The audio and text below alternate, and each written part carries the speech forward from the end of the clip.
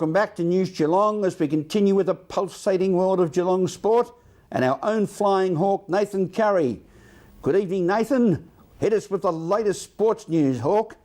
Thanks very much, Rollo, and good evening, everyone. Now, before we start sports tonight, I just wanted to point out that the Geelong Football Club has a bye this week, so there'll be no latest from them, but we will bring you all the latest news from them next week. But there is plenty to talk about in the Geelong Football League, and the man to my right was lucky enough to catch up with St Joseph star Paul Minnie after their upset victory over South Barwon on the weekend. A 14-point victory to St Joseph's today over South Barwon and one of their leading players.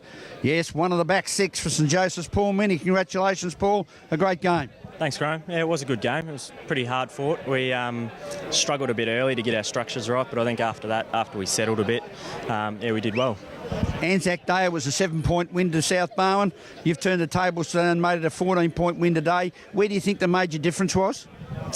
Oh, I think you probably see through the midfield. When the boys start to really push hard and they push both ends and really play accountable footy, it really helps out the back six and then opens up the forward line. So I think it's probably the difference today. You picked up a couple of key players. You had time on Buckland. You also had time on Clinton Wells, who didn't kick his first goal until 25-minute mark of the last quarter, which is unusual.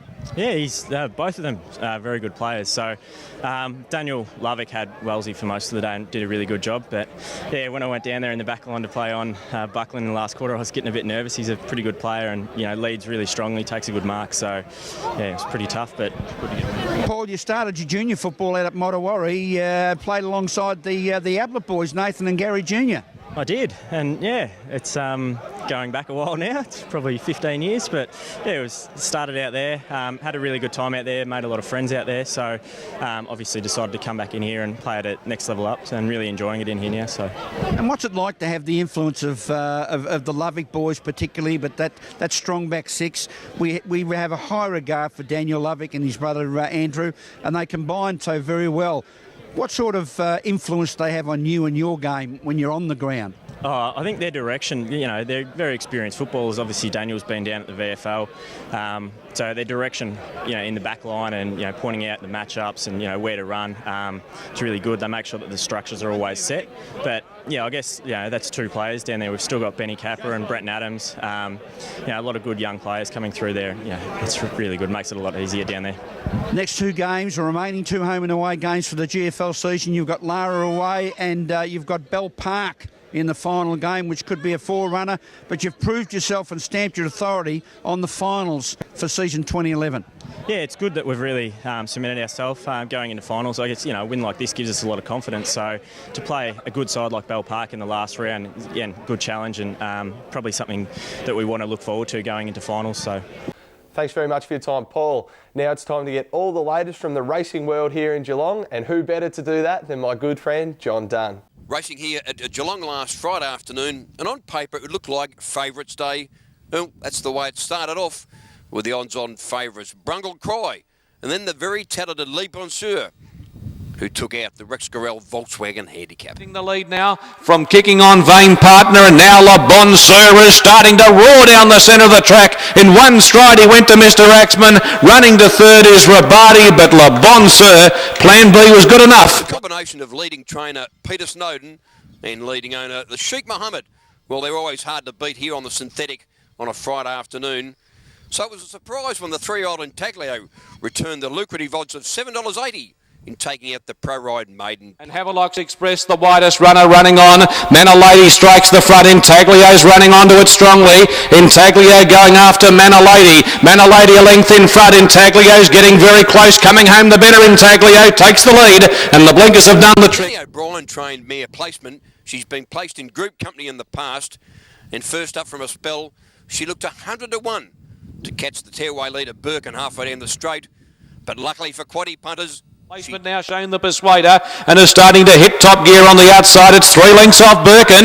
Birkin at the moment's holding Placement, who can't get near it. Birkin 2.5 in front. Placement flattens out. Birkin's got a big lead. Placement's flying late. Birkin sitting down. Placement coming home the better. Grabs it and beats it. The old 7-year-old gelding Will's Power, well, he's been trying to win a race on a Friday afternoon for a couple of months now. And thanks to a daring ride from Reece McLeod, he finally did. and saluted for local trainer Craig Conroy. Further back on the outside, Ebony Rock running on pretty well. Front runner down to the 200. Will's Power is well clear of Cool as Hell. Then Alomni and Ebony Rock running on pretty well. Will's Power's 2 or 3 lengths in front. They're not getting to him. Cool as Hell, Ebony Rock, the Kyrus, the fence, but Will's Power, comfortable winner in the last race from Cool as Hell. And that's the wrap-up of racing here, Friday afternoon synthetic style at Geelong. And Nathan, I note up in the committee room lunch last Friday, you didn't leave a scrap after your second helping of that lovely sirloin beef. Thanks very much, JD. It was good to see you on Friday. I had a great day at the races. However, I did think I had a winner on my hands until it got pipped at the end, which usually happens to me when I go to the races. But anyway, that's it for me tonight. I'll be back on Friday night. But until then, as always, it's back to you, Rollo. Thank you, Nathan. See you on Friday evening with the latest in Geelong and the Surf Coast area's sport news. Now to the Geelong and Surf Coast weather for the next 6 days. It's a very good evening to our chic, Cherie Mills. Good evening, Cherie, as winter continues along the merry way. Any sign of some sunshine? Thank you, Graham. And good evening to all our News Geelong viewers as winter continues on. Let's take a look at the predicted weather conditions over the next 6 days. Tomorrow, Thursday, we will see cloudy conditions with isolated showers until evening with a top of 15. Friday will continue with partly cloudy conditions and isolated showers during the morning with a top of 17. Starting off the weekend, Saturday, we will see a partly cloudy day with an expected top of 17. For Sunday, we will see morning fog followed by a mostly sunny day and a top of 18. To start off another week of August, Monday will see patchy morning fog followed by a mostly sunny day with a top of 19. Tuesday is expected to be sunny with a top of 21. Today was cloudy with areas of rain clearing eastwards late in the afternoon with only isolated showers that followed with a top temperature of 16. Well, that's the weather outlook for tonight. Looks like we need to continue to rug up and keep warm, so have a pleasant evening, and it's back to you, Graham. Thank you, Cherie. We'll see you again on Friday evening. And thank you for being with us on News Geelong this Wednesday evening. To one of our many regular viewers, Karen Blackney, and her new arrival baby son, Xavier Nicholas. Take your time and smell the flowers. From all the team at News Geelong, have a pleasant evening and a very good night.